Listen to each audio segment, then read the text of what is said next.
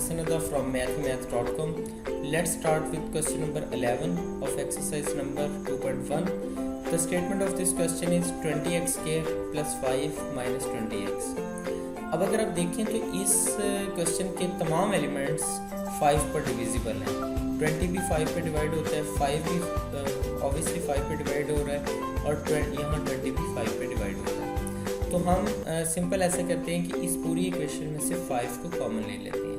तो बाकी हमारे पास बचेगा 4x स्क्वायर प्लस 1, यहाँ पे 4x square plus 1 minus 4x यहाँ पे आ जाएगा. अब हम इस स्क्वायर को कंप्लीट करते हैं और कंप्लीशन ऑफ स्क्वायर कंप्लीशन के थ्रू इसको सॉल्व करने की कोशिश करते हैं. हमारा 5 यहाँ पे इसी तरह से आ गया.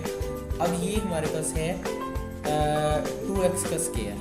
तो हम इसको फॉर द टाइम बीइंग इसको सपोज कर लेते हैं कि ये a है. तो ये a का स्क्वायर हो गया प्लस 1 है, 1 को हम 1 का स्क्वायर लिख देते हैं. सो ये b का स्क्वायर हो गया माइनस 2 इंटू ये हमारे पास 2x a है और 1 b है.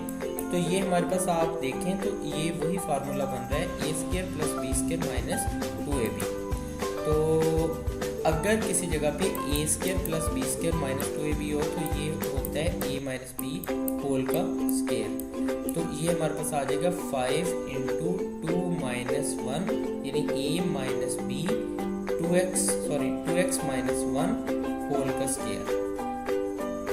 क्वेश्चन नंबर 11 कंप्लीट हो चुका है. अगर आपको इसमें कोई कन्फ्यूजन है तो आप हमसे कांटेक्ट करें.